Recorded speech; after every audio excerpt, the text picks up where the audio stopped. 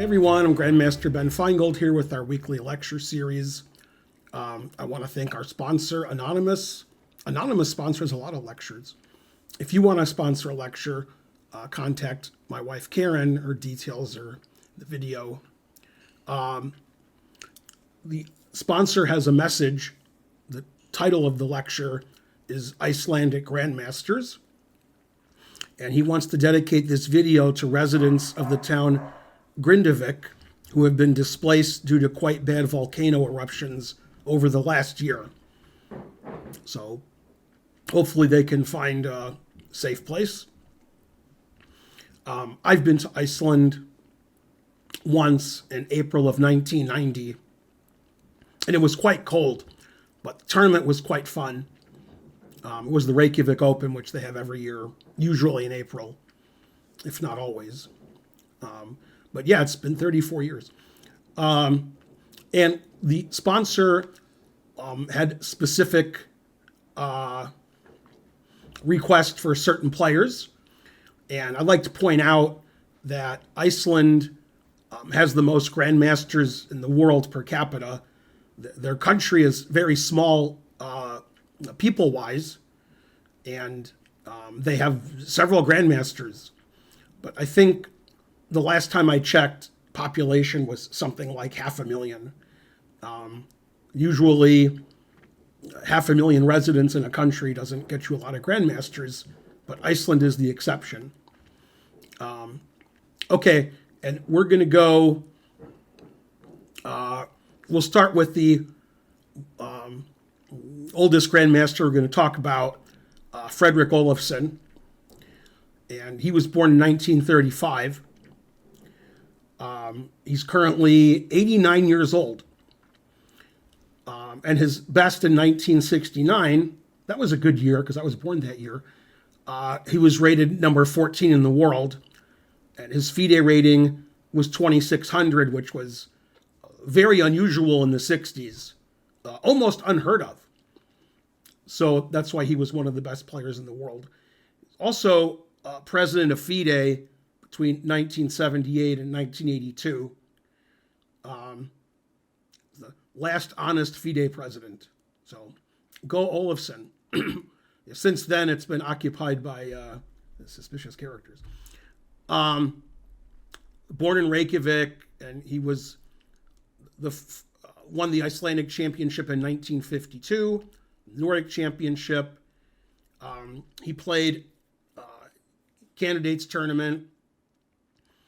He beat many famous players in the late 50s, 60s, and 70s. And also he was the FIDE president after he played chess. He resided over 1981 Karpov-Korchnoi World Championship match. And so forth. He's also, it says he's worked as a lawyer at the Icelandic Ministry of Justice.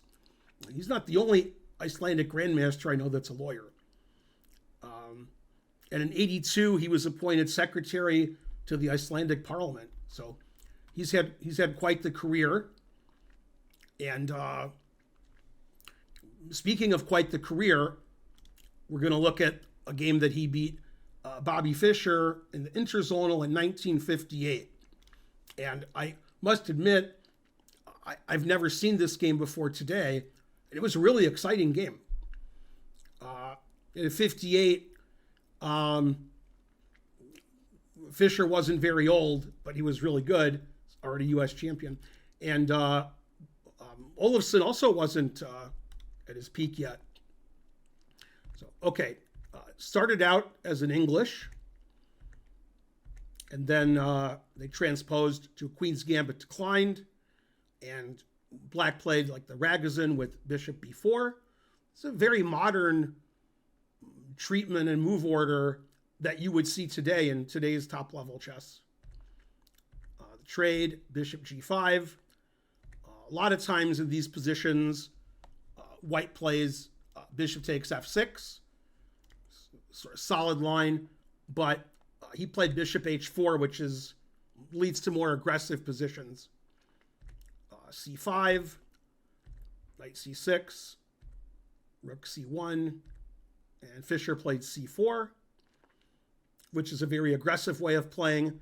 Black tries to gain a lot of space on the queen side, and Black would like to play like bishop f5, controlling the diagonal, and b5, and it's hard for White to generate a play anywhere because Black's like attacking in the center and the queen side. Ólafsson developed his bishop and castled. Fischer castled, and he played, I guess, one of the standard ways for White to play.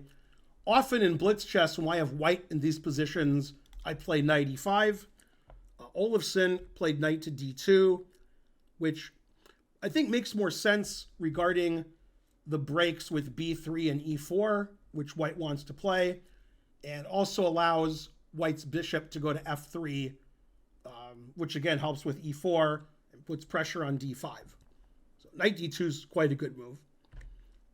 Fischer unpins his knight. Ólafsson plays b3. And I mean, I wasn't alive when this game was played. In fact, I wouldn't be alive for a long time. So I don't know when Ólafsson played b3 if he was intending on sacrificing the exchange. But maybe Ólafsson was smarter than I thought, and he knew that I would be born and I would become a grandmaster and that I would go over this game. And I like to say always sack the exchange. So I'd like to think Ólafsson did that intentionally when he played b3. Fischer played g5, unpinning his knight, and then bishop a3. And it's not easy for White to save his rook, but White gets a lot of compensation for the exchange. Black has weakened their king side, and White's going to get total domination of the center and two bishops. And basically, I tell my students, if you sacrifice the exchange and you get anything, that's good. And here White has like two or three things. So it's got to be a good exchange sacrifice. So he played rook c2, and Fischer wanted that exchange. So he played knight b4. The rook is trapped. Ólafsson takes on c4, and then takes the knight. And White's going to get a big pawn center, and Black's king side is sort of ruined. So I don't think White's better, but probably if I was playing, I would rather have White here than Black. I think it's easier to attack on the king side or play in the center than it is for Black. Fischer took on c4, knight b5, threatening the loose bishop. And we can also come in on these squares here. Bishop b4, knight c7. Fischer takes on d2, and he's hoping that Ólafsson wins his exchange back, and then Fischer would have 3-1 over here on the queen side. And probably Black could simply play bishop a5, and the knight on a8 would be trapped, and he wouldn't win the bishop on d2. And Ólafsson wanted the two bishops and the weak Black king, so he correctly took the bishop on e6. And now you can see that White's queen can enter on g6. Although White has to make a decision here. Should he do that, or should he just take the bishop on d2? And if I was playing in a tournament here, I would have a very long think. And what I like about this game is this is one of the times Ólafsson made a move I didn't think of. I was waiting for queen g6 check or queen takes bishop, and Ólafsson took the pawn on c4, which White can still play queen g6, White can still take the bishop, or White can take on e6 with check. So now White's down a rook, but White has a lot of threats.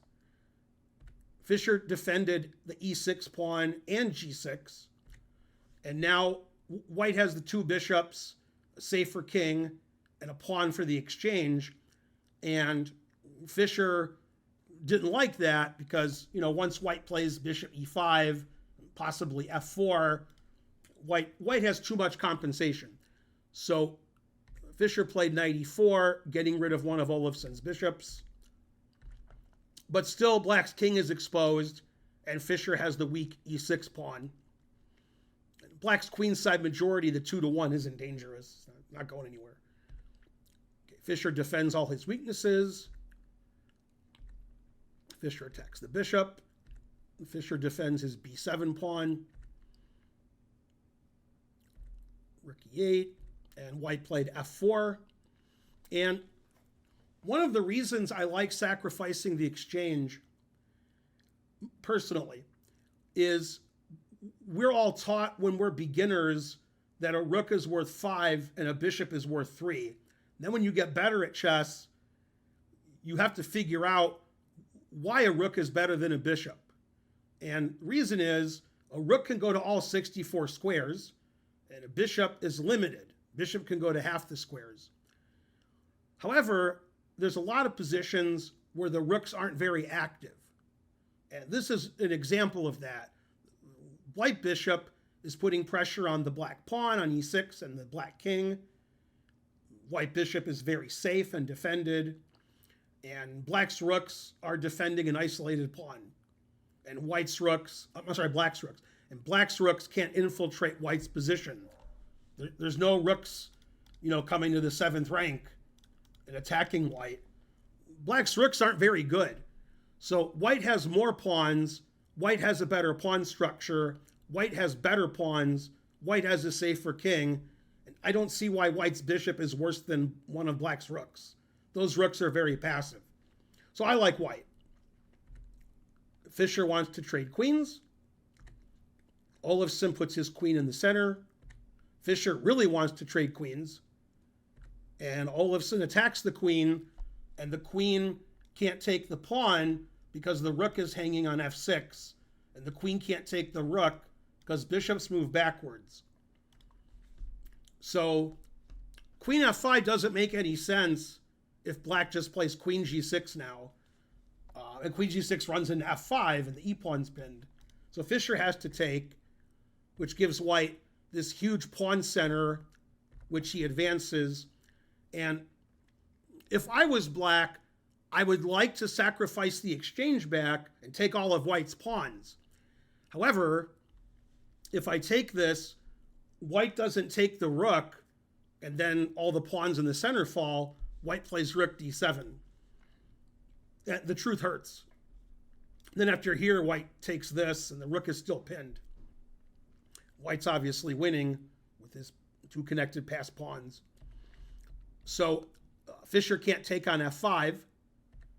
Fischer played rook c7, probably thinking the bishop will take, and then my rook can infiltrate the 7th rank. And Ólafsson just attacked the pawn again. And that pawn's attacked a lot. Rook c5 attacking the e5 pawn. Check. Bishop goes back to b3. Now we're attacking the pawn on h6. They trade pawns. Fischer takes on e3. And white plays rook g6. And his unstoppable rook takes g5. And then Ólafsson has 3 passed pawns on the king side. Black has no passed pawns. And white's pawns are too strong. Fischer tries to win the g4 pawn. But the pawn goes to g5. Fischer tries to attack g2, but Ólafsson defends g2. Fischer attacks the bishop. Bishop comes back to safety. White doesn't care about this pawn because white's getting a lot of queens over here, and these pawns are not queening. Unless you give black 5 moves in a row. Then, okay, maybe. f6. Tries to stop the pawns. Rook e8 check. And here Fischer resigned. If you don't play king f7, then I queen. So you have to play king f7, because otherwise I queen. And then bishop h5 is checkmate. And probably when Fischer played king e6, he missed that. He probably didn't see. This is a cute checkmate, by the way. And if Fischer doesn't play king f7, then f7, f8. So white's pawns are way stronger than black's pawns. the extra exchange is meaningless. Black's rook on g3 is virtually trapped. And the white bishop did a lot of good stuff, taking pawns, defending pawns, blocking rooks. And Ólafsson won. So that was a very nice game, very exciting game. And this was like the beginning of both of their careers. It seemed like Fischer may have had a better chess career, but Ólafsson, I think, had the better careers overall, with being part of the government in Iceland and FIDE president, one of the top players in the world. Okay. The next player we're going to talk about is Jóhann Hjartarson. And of the 4 players we're going to talk about today, he's the only one I've played. I played him in the New York Open, I want to say 1988. And if I'm wrong, it's 1987, I think. And that was probably around the height of Hjartarson's chess strength. He was born in 1963, older than I am, hard to believe. Became a grandmaster in 85. His peak FIDE rating was 2640, and he was number 11 in the world at that time. It's amazing a country with no people has all these world-class grandmasters. Not just grandmasters who are like 2,500 FIDE, and they're like, number 20 in their country. These guys are world-class. And Hjartarson famously lost a candidates match to Karpov, which I remember. 6-time Icelandic champion, 2-time Nordic champion. He was the highest rated player in Iceland with brief interruptions from 1991 to 2015. It's quite a long time. It says since 98, Jóhann has been the general counsel and secretary of the Icelandic biotech company Decode Genetics. So I guess every grandmaster from Iceland is a lawyer somehow. I'm sure that's possible. There's a grandmaster we're not talking about today, Margir Pedersen, who's an Icelandic grandmaster I've played twice, and he's a well-known patent attorney, so I guess they're all attorneys. Talks about his winning the Iceland championship many times. It talks about losing to Karpov in the candidates tournament. I didn't realize he beat Korchnoi, but it says that he did. It was so long ago, I can't remember. Played in the World Cup in 2017. He's played for Iceland in the Olympiad, World Team Championship, European Team Championship, World Senior Team Championship, World Under 26, World Under 16, etc., etc., etc. He won the gold medal in the European Club Cup for the German team Bayern Munich. And I played him in New York once, and I lost a very tough game. The game was actually a good game until I blundered and got crushed. Truth hurts. Okay, and since we showed a game that Friðrik Ólafsson beat a world champion, Bobby Fischer. Fischer wasn't the world champion yet. I figure I'll show another game where an Icelandic grandmaster beats a world champion. Hjartarson has black against Vasily Smyslov in 1995. And this was played in Reykjavik, and this tournament was named after Ólafsson, even though Ólafsson's still alive. It was like the Ólafsson tournament, who we just talked about. And typically, Smyslov didn't lose in less than 20 moves. And one of the problems with being one of the greatest players of all time is when you lose, everybody knows about it. When Carlsen loses today, we're like, hey, Carlsen lost. And when I lose, nobody cares. So if you're one of the greatest players ever and you lose, people talk about it. And Hjartarson won in less than 20 moves against Smyslov. And what's funny is just a few years before this, Smyslov was a candidate for the World Championship. And in 1984 or 85, I forgot, I think it was 84, he lost to Kasparov in the finals to see who plays Karpov for the World Championship. So Smyslov was still quite a strong player. This was in 95, a few years later. But I guess age catches up to everybody, even Smyslov. Okay, Hjartarson played the Sicilian, and Smyslov tried to get him out of his prep, play some unusual King's Indian attack. What's funny is they transposed into a closed Sicilian where all of White's moves are completely normal, except for Queen E2. And the funny thing is, in this position, after Knight D4, White played Queen D2 because his queen's attacked. And you can't take on D4, which is a common mistake for beginning players because you get forked. So basically, Smyslov is playing an opening a tempo down because this position looks pretty familiar, except White didn't play Queen D2. White played Queen E2, Queen D2. Now you could argue Black's extra move is H6. So this isn't bad for White because if Black castles, then the H pawn isn't sufficiently defended. Okay, so Hjartarson played Rook B8. He's gonna push his B pawn. Rook B1, Knight C6, defending his knight. A3, B5. And this position, Smyslov played B4, which is the reason that White plays Rook B1 and A3. They're trying to stop White from kicking the knight out of C3 by Black playing B4 and Black getting aggressive. Okay, the game got tactical relatively quickly.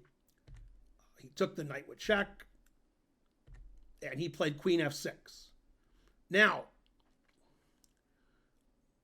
in this position, when Smyslov played B4, did he see knight takes, bishop takes, Queen F6?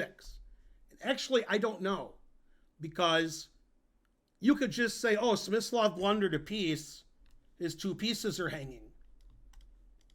So Smyslov didn't see knight takes F3, Queen F6. Or maybe he did see it and he didn't see what happens later. I don't know. I don't know. It's sort of insulting to say he didn't see it because it's not that hard to see a capture enough piece fork. But what Smyslov did looks like it gets the piece back, and Hjartarson has a great trick. So maybe Smyslov did see this, but didn't see the trick later. Let's just say that, because that's nice. And Smyslov played bishop G2, and Hjartarson said, thank you for the free knight. And Smyslov said, not so fast, E5, confusing the audience. E5 threatens the knight with check, and it also attacks the queen because it blocks the defense of the queen. So if Black plays queen takes check, then White can throw in bishop takes C6 check and then take the queen. Now, one thing that leads credence to Smyslov actually just missing this is after bishop D7 takes, material's equal now, but Black can just take and be up a pawn. So I think if Smyslov saw knight takes F3, Queen F6, and he already saw the E5 trick, that this position would not be acceptable for White. White's down a pawn. So if I was a betting man, I think Smyslov just missed knight takes F3, Queen F6, and B4 was just a blunder. But he's still tricky, so he sees the move E5, and it looks like the line that I showed you is the best Black can do, and Black's up a pawn. That's not the end of the world. If you're going to blunder something, probably blundering a pawn would be the best thing to blunder. Okay, so if you're watching on YouTube after the fact, see if you can find the move Hjartarson played here, which forced resignation. Very nice move. So pause your video if you're watching on YouTube and try to find Black to play and win move. Okay, and hopefully you found it. It was not easy. Hjartarson played knight to D4. which indirectly protects his queen, obviously it stops bishop takes knight. And if you take the queen, I check and take the queen back, and black is a full piece up. After knight d4, there's nothing white can do to not be down a piece, so Smyslov resigned. So that was a pretty quick game, and it looked like a normal game until white played b4 and had this tactical issue. And black won without even castling. So good game for one of the strongest Icelandic players that ever lived, probably second. You're asking me. Okay, and another strong Icelandic player, again, these were listed by the sponsor, and I know all these players, is Hans Stefánsson. And he was born in 1972, so he's a little younger than me. And he's won the Icelandic championship a record 13 times. It's a lot of times. He also, in 1987, won the World Under-16 Championship.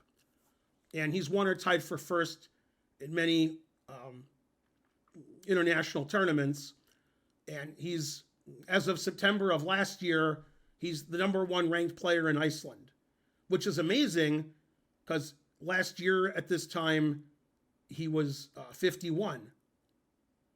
So that's pretty good to be the best player in Iceland when you're 51, because Iceland has a lot of good players. They have a lot of grandmasters.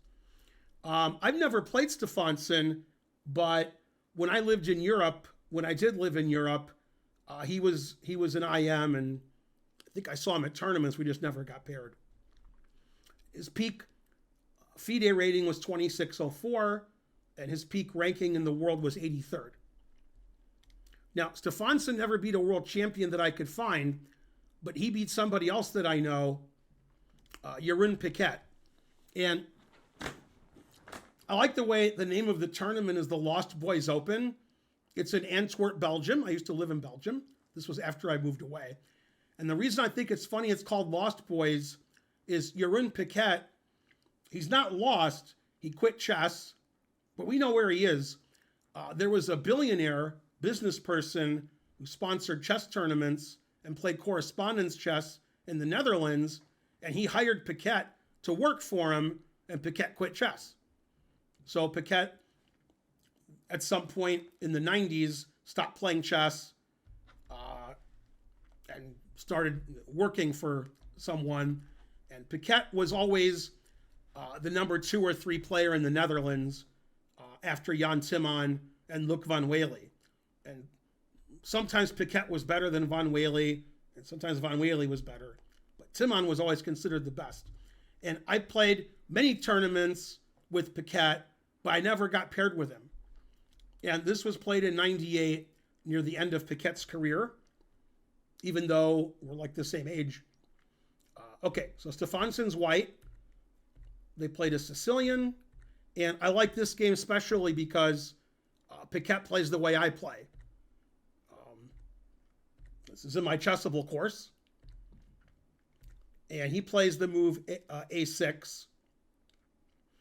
And after castles, in my Chessable course, I recommend knight takes d4 and then bishop e7.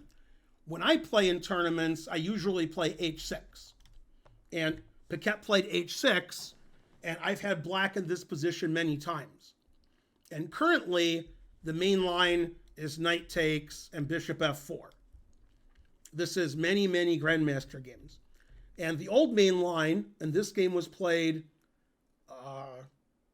26 years ago, is bishop e3. I faced that also. Bishop e7, f3, never play f3, takes, and b5. And this is actually similar to the lines that I give in my course in Chessable, except I take on d4 before white can play bishop e3, so white has to take with the queen. It's nice to have the bishop here on d4. White played king b1, always play king b1. Queen a5. Queen a5 is a move I try to avoid the Sicilian. I don't like my queen on a5. I'm always worried knight d5 or knight b5 attacking my queen is going to win by some trick. And since white's already played king b1, I can't play b4 and take on a2. So I would never play queen a5. If I'm playing b5, I'm going to play bishop b7. That's why I played b5. He played queen a5. White played a3. Piket played rook b8, starting an attack on the queen side. f4, b4. Stop the game. It's too exciting. Bishop takes f6. Now, if Piket takes on c3, white can take with the queen or the bishop. I think the queen is better. And threatening the queen on a5, threatening bishop g7, and then if we trade, then white's just up a pawn. So after bishop f6, we can't really take on c3, so he played bishop takes f6, which is dangerous. It's safer to take with the g pawn because the bishop is defending the d6 pawn. But Piket misanalyzed, and when you misanalyze in the Sicilian, sometimes you lose really quickly. And he took with the bishop, miscalculating. Queen takes d6, threatening his rook. And also, white wouldn't mind playing e5. And if white plays a takes b soon, and you play queen takes, trying to mate me, I can trade queens. So it looks like white has everything under control. Piket played rook b6. And I'm sure when Piket took on f6 with the bishop, this is what his plan was. And he said, okay, I'm attacking the queen's gonna move, and then I can take this and win, or I can take this and win. And if I have black in this position, I would be very suspicious because rook b6 looks like it wins. You're attacking the queen and you're attacking the knight on c3. And Piket actually lost the game immediately. White played a takes b4. Now, if you trade queens, which you should do, white's 2 pawns ahead. White has 7 pawns to 5. And the knight is defending the rook. And that's what Piket should have done. He didn't want to go into an endgame 2 pawns down. So he played queen takes b4. And he thought, if the queens get traded, now I'm threatening bishop takes c3. And if the knight moves away, this pawn's attacked and this pawn's attacked. And black has good compensation. And here the Icelandic Grandmaster Stefánsson made a move that Piket missed. And Piket resigned. So white to play and win. This might be tougher than the one that I showed you earlier where I told you to pause your video. Pause your video again and find the winning move for white, which Stefánsson found. And in this position, Hans Stefánsson played bishop b5 check. Always look at checks and captures. Okay, so you're in check and your queen is hanging because this disrupts the defense of the rook.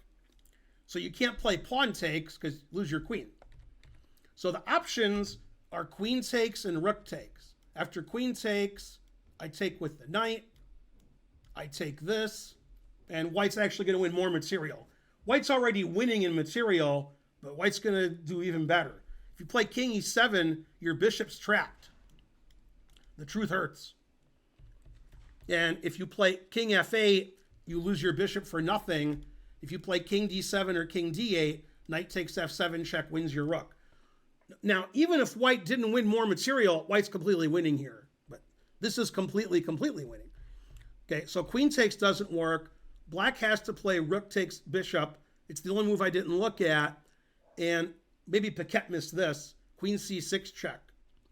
And black is losing all of his pieces and getting mated.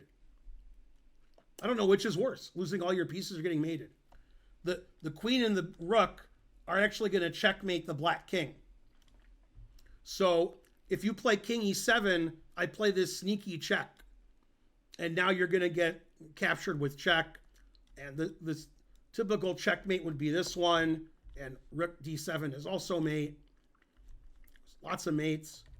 And if you block with the bishop, I take, and then queen c8 and mate, and so forth.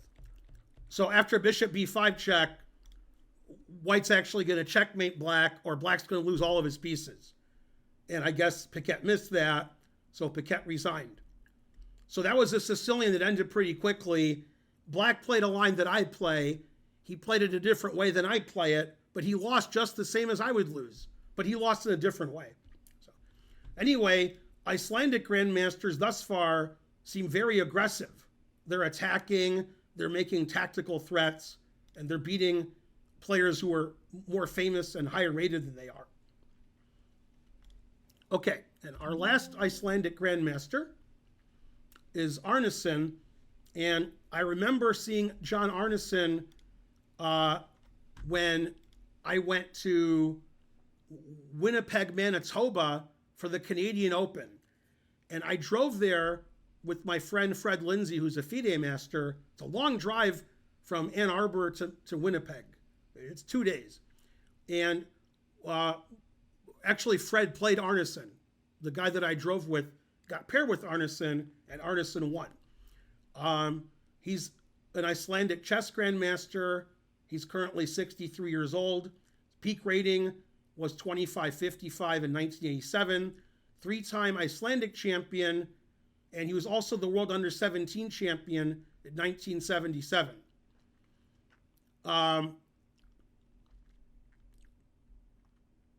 In 1976, when he was 15, he finished equal first for players under 21. He won tournament in Iceland 9.5 out of 11. And he was beating and drawing grandmasters a lot. He played, when he won the world under 17, he came ahead of Garry Kasparov. So he's pretty good.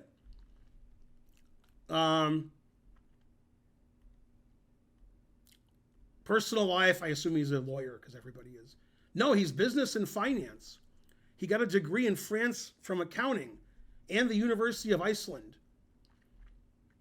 Man, all these guys don't play chess for a living. They have other careers. He was appointed secretary and treasurer of an Icelandic firm, etc. Okay, so Árnason, probably less famous than the other grandmasters, but pretty strong.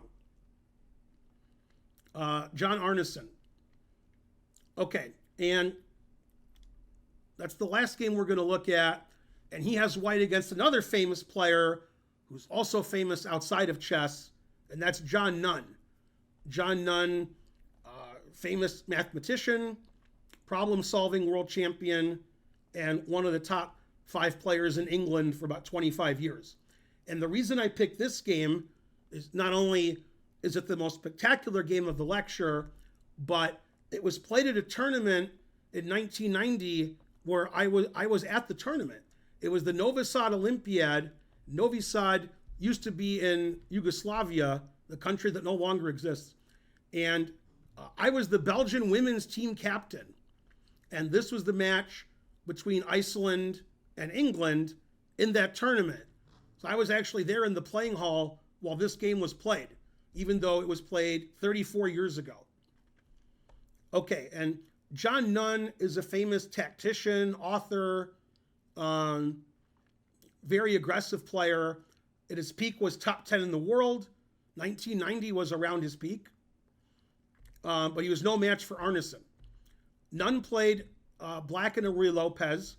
Nunn's obviously going to play the Marshall Gambit. And after castles, the Marshall Gambit is c3, d5. A lot of players avoid the Marshall. Árnason's one of them. He played a4 and d3. So we get sort of a slow, boring, maneuvering game until Nunn got checkmated. Then e2, c3. This is all normal kind of Ruy Lopez stuff. Nunn blocks up the bishop by temporarily sacking a pawn, but it's not really a pawn sack because the e4 pawn is not going to be defended if the d3 pawn disappears.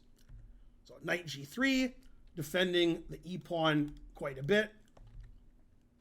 Knight d7, Nunn wants to bring his other knight into the position. Bishop a3, rook e8, and knight f5. And after knight f5, Nunn played queen c7. And I don't like this move, and I don't like the way Nunn's played the opening. He's trying to put pressure here on the queen side, but he's opening up avenues to his king, which turn out to be deadly for white. Black's pieces are for the most part on the queen side, and they can't participate in the king's defense. So knight d2 was played not only to fight over here, but also so the queen can get over to the king's side. The knight on f3 isn't blocking the queen anymore. And here, Nunn has to take extra care to make sure white's queen doesn't come in with a vengeance. And he played c takes d3, which is, I don't want to call it a blunder. Let's call it a terrible blunder. Oh, snap. Gotcha, Nunn. Okay, so c takes d3 opens up the bishop on the black king. And that's called the Spanish bishop for a reason. That's the bishop that will torture you in the Spanish torture. So Nunn, realizing his pawn's attacked and he'll just be a pawn down for nothing, probably should have tried something like knight b6, defending his pawn, or he should have played differently earlier.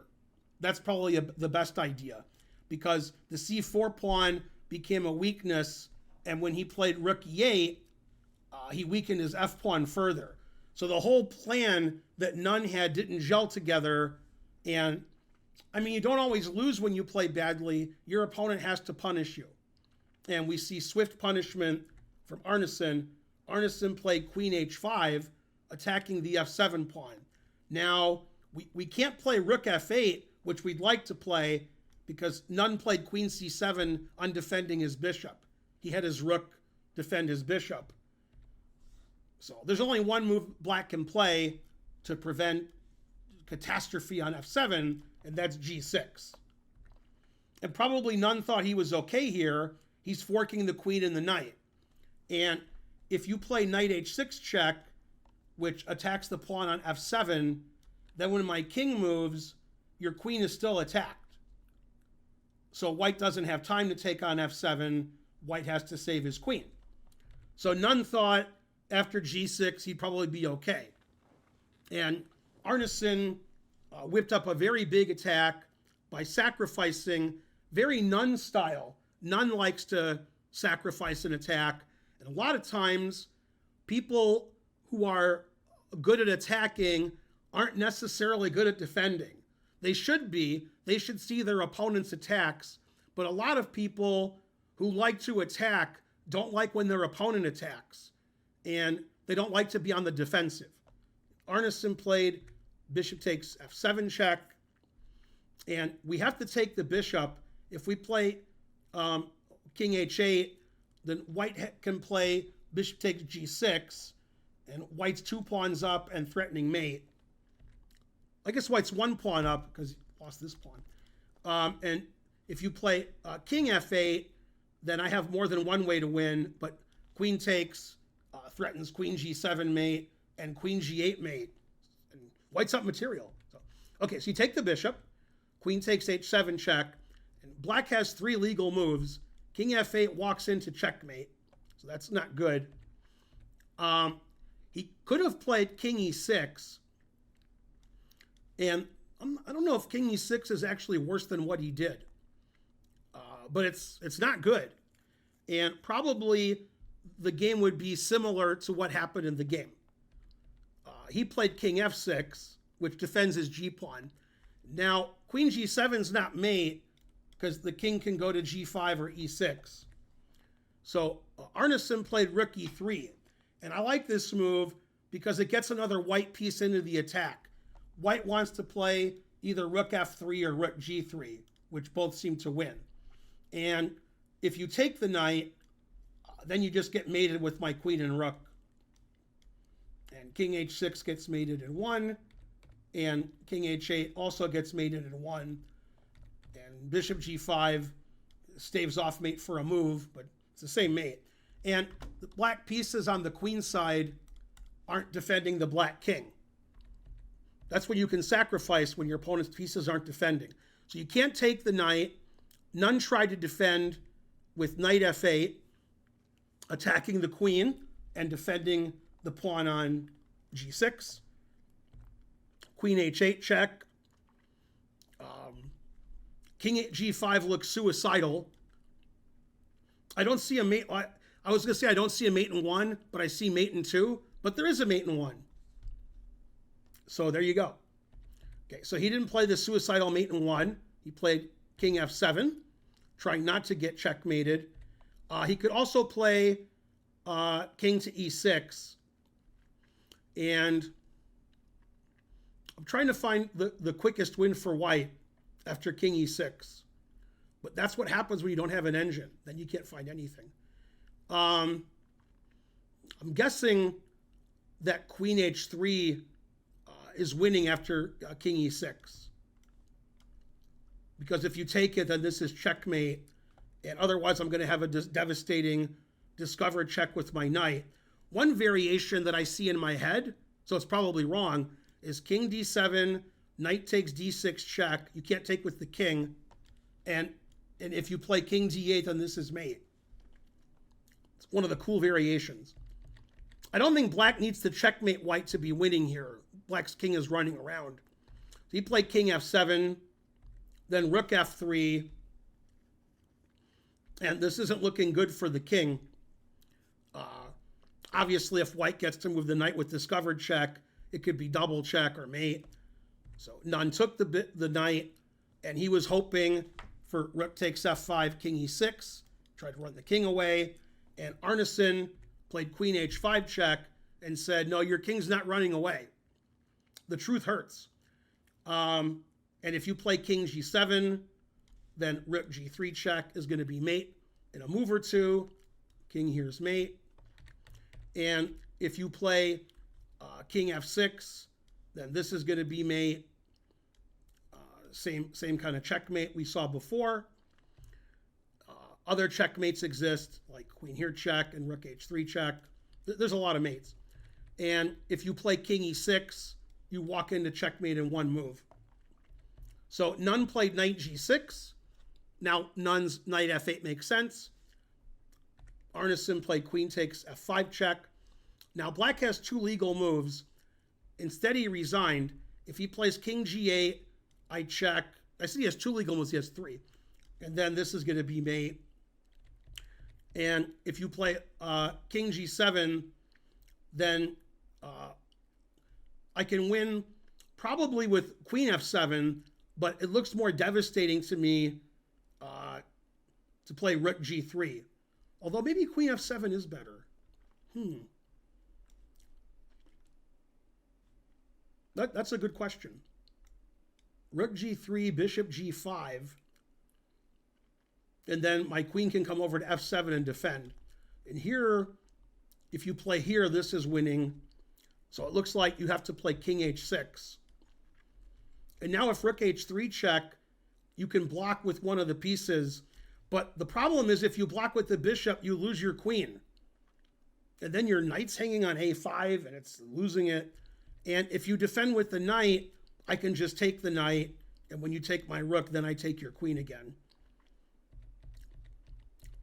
So yeah, this looks totally devastating. And bishop f6 is probably the best move. And then I take this with check. I take this with check. Now white's actually up material. And then white moves the queen away with the threat of rook g3. And if you can stop rook g3 winning, you're a better chess player than I am. And what's funny is in this position, white can actually just trade queens and take on d6 and take on d3, and white's 4 pawns ahead. White hasn't sacrificed any pieces. Black had to give them all away to stop checkmate, and Nunn's pawns are all gone. So after queen f5 check, Nunn resigned, and I'm sure the English team wasn't happy to see one of their best players get crushed so badly with black. Typically, in those days, not anymore, but in those days, when you had an all grandmaster match, the better teams would draw with black and try to win with white and win the match. Nowadays, everybody tries to win. India wins 4-0 every match. So But back in those days, they would tell Nunn, you have black, you play solid, you draw your weaker grandmaster opponent, and then we'll win on the whiteboards. And 1990, if you're a British chess fan, which is weird, but if you are, that was the height of British chess. They had Nunn, they had Short, they had Miles, they had, I'm leaving out some, Michael Adams, they had Hodgson. They had a lot of players who were 2,600 FIDE or 2,700 FIDE. They were one of the top 5 teams in the Olympiad. But Iceland, which doesn't have a lot of people, has a lot of strong grandmasters who can beat anybody, including potential future and previous world champions. So Iceland has a lot of strong grandmasters we didn't talk about. You can look it up on the internet, type in Icelandic chess grandmasters, and then probably if you went to Wikipedia and typed in Iceland, you could see the population of the country and compare it to the number of grandmasters they've had and be completely shocked. So Iceland, very strong country. They're still good at chess. And I guess that's where Fischer spent his last days, where he played the famous match in '72 and created a buzz in Iceland and popularized chess there forever. I'm Grandmaster Ben Finegold. I want to thank our sponsor again, who was anonymous. If you want to sponsor a lecture, contact my wife, Karen. Her details are in the video info. Thanks for watching. Please like and subscribe and leave a comment. And I'll see you guys next time with more weekly lectures. Thanks for watching, everybody. Bye.